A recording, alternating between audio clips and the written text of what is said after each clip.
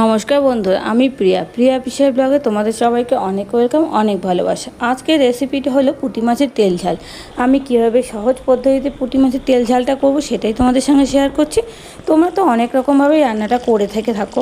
পুঁটি মাছ অনেক রকমভাবে করা যায়, তা আমি কীভাবে এই তেল ঝাল করছি সেটাই তোমাদের সঙ্গে শেয়ার করো। তাই চলো স্কিপ করো না, সঙ্গে থাকো, পুরো ভিডিওটা দেখতে থাকো। প্রথমে ভালো করে আঁশ ছাড়িয়ে নিয়ে মাছগুলো খুব সুন্দর করে ধুয়ে নিয়েছি। এইবার এর মধ্যে আমি নুন হলুদ মাখাবো। সামান্য পরিমাণ হলুদ অ্যাড করলাম আর সামান্য পরিমাণ নুন অ্যাড করছি। এর সাথে আমি সর্ষের তেলও অ্যাড করে নেব। সর্ষের তেল দিয়ে নুন হলুদ দিয়ে ভালো করে মাখালে মাছটা ভাজতে সুবিধা হয় আর সুন্দরভাবে ভাজাও হয়। তা আমি দেখো নুন হলুদ আর তেল একসাথে মিক্স করে নিলাম মাছের মধ্যে খুব সুন্দরভাবে। এদিকে কিন্তু কড়াই বসিয়ে দিয়েছি, কড়াইটা গরম হলে তেল দিয়ে দেবো। তা কড়াইও গরম হয়ে গেছে, তেল অ্যাড করছি। যেহেতু পুঁটি মাছের তেল ঝাল হবে একটু তেল বেশি দিচ্ছি। একটা টমেটো কুচিয়ে রেখেছি, একটা পেঁয়াজ কুচিয়ে রেখেছি, 1 চামচ মতন আদা গ্রেট করে নিয়েছি আর 2টো কাঁচা লঙ্কা অ্যাড করছি। তাই চলো রান্নাটা শুরু করি। ভালো করে তেলটা গরম হতে মাছগুলো আমি এক এক করে দিয়ে দিচ্ছি এবং খুব ভালো করে ভাজবো। মাছ একটু ভালো, এই পুঁটি মাছগুলো ভালো করে ভাজা ভাজা হলে খেতে কিন্তু দারুণ লাগে আর ডালের পাতে দারুণ লাগবে ভাজা মাছ খেতে। কিন্তু এই পুঁটি মাছের তেল ঝালও কিন্তু গরম ভাতের সঙ্গে জাস্ট অসাধারণ লাগবে। এইভাবে তোমরা করে দেখো, দারুণ লাগবে, সবাই খেতে লাগবে, বাচ্চা বয়স্ক সবাই পছন্দ হবে। তা মাছগুলো কিন্তু আমার ভাজা হয়ে গেছে, এবার একটু উল্টে পাল্টে দিলাম। এবার মাছগুলো আমি এক এক করে তুলে নেব। যারা আমার চ্যানেলে নতুন আছো, ভিডিওটা দেখছো, চ্যানেলটাকে অবশ্যই সাবস্ক্রাইব করো, পাশে বেল আইকন প্রেস করে দিও নিত্য নতুন ভিডিও পাওয়ার জন্য। আর হ্যাঁ, ভিডিওটাকে অবশ্যই লাইক করো, কমেন্ট করো আর প্রচুর পরিমাণে শেয়ার করে দিও।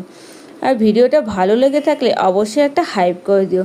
আমার পাশে থেকো, এইভাবে আমাকে সাপোর্ট করে দিও। আমার চ্যানেলে প্রচুর নতুন নতুন ভিডিও আছে রান্নার। তোমাদের যদি আর কোনো রকম রান্নার ভিডিও চাই অবশ্যই কমেন্ট বক্সে কমেন্ট করে দিও। তাই চলো, কথা বলতে বলতে আমার কিন্তু মাছটা এক পিঠ ভাজা হয়ে গেল। আবার মাছগুলো দিয়েছিলাম, মাছগুলো এপিট ওপিট করে নিয়ে দেখো মাছ ভাজা হয়ে গেছে। এবার তুলে নেব।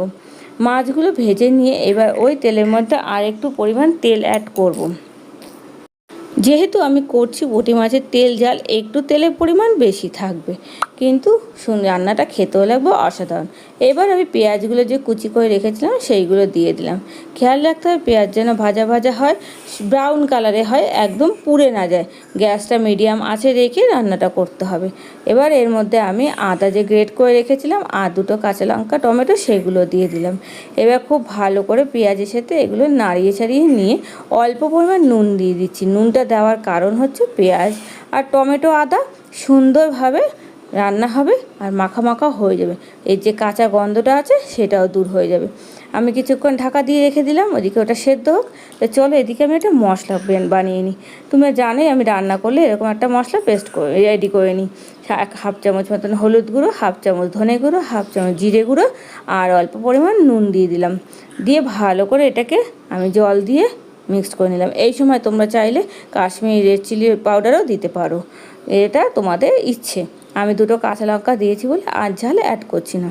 এদিকে দেখো মশলা রেডি করতে করতে আমার কিন্তু টমেটো আদা পেঁয়াজ সম্পূর্ণভাবে রেডি হয়ে গেছে। এইবার আমি যে মশলাটা দিয়েছিলাম সেটা দিয়ে দেবো। তার আগে ভালো করে টমেটোগুলো একটু ম্যাশ করে নিলাম, মাখা মাখা করে নিলাম। একটু ঢাকা দিয়ে রেখে দিচ্ছি। আমার কিন্তু অলমোস্ট রেডি হয়ে গেছে। একটু টমেটোগুলো কাঁচা কাঁচা ছিল বলে ঢাকা দিয়ে রেখে দিয়েছিলাম। তা দেখো কত সুন্দর মাখা মাখা হয়ে গেছে এবং পেঁয়াজ টমেটো একদম রেডি হয়ে গেছে। এইবার যে মশলাটা আমি রেডি করে রেখেছিলাম সেটা দিয়ে দিলাম।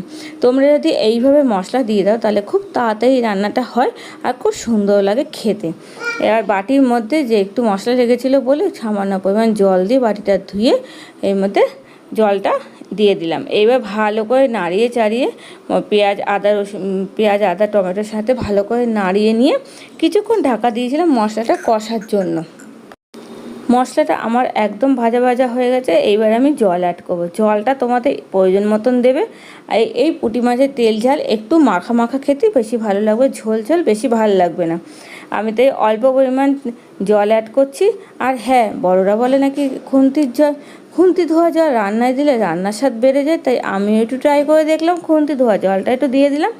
এইবার মাছগুলো এক এক করে দিয়ে দেবো ঝোলের মধ্যে। মাছগুলো সুন্দরভাবে পাত দিয়ে একটু নাড়িয়ে চাড়িয়ে নেব, যাতে মাছগুলোর মধ্যে নুন ঝালটা সমানভাবে আর মশলাটা সমানভাবে ঢুকে যায়। ভালো করে মিক্স করে নিয়ে ঝোলের সাথে এটা ঢাকা দিয়ে রাখবো কিছুক্ষণের জন্য। তাহলে নুন ঝাল যে আর মশলা যেটা আছে সমানভাবে মাছের মধ্যে চলে যাবে, রান্নাটাও খুব সুন্দর হবে, খেতেও একদম সুস্বাদু হবে। এবার দেখো রান্নাটা কেমন দারুণ লাগছে দেখতে, একদম খেতেও লাগবে অসাধারণ। দুপুরবেলা গরম ভাতের পাতে দারুণ লাগবে এই পুঁটি মাছের তেল ঝাল। আমার কিন্তু একদম রেডি। এই সময় তোমরা চাইলে কাঁচা লঙ্কা অ্যাড করতে পারো। কেমন লাগছে আমার এই আজকে পুঁটি মাছের তেল ঝাল? তোমাদের যদি ভালো লাগে থাকে অবশ্যই কিন্তু কমেন্ট করতে ভুলো না। আর নিত্য নতুন কোনো ভিডিও যদি তোমরা প্রয়োজন মনে করো আমার কাছে জানতে কীরকম রান্নার রেসিপি তোমাদের দরকার, অবশ্যই কমেন্ট করে জানিও, আমি সেটা তোমাদের সঙ্গে অবশ্যই শেয়ার করব। তাই চলো সার্ভ করে দিচ্ছি আজকে পুঁটি মাছের তেল ঝাল। আমার কিন্তু রান্নাটা একদম রেডি। তোমাদের কেমন লাগলো অবশ্যই করে কিন্তু কমেন্ট করতে ভুলো না। তাই চলো আজকের রেসিপি এই অবধি, আবার নতুন রেসিপির সাথে তোমাদের সাথে খুব তাড়াতাড়ি দেখা হবে। তাই সবাই সুস্থ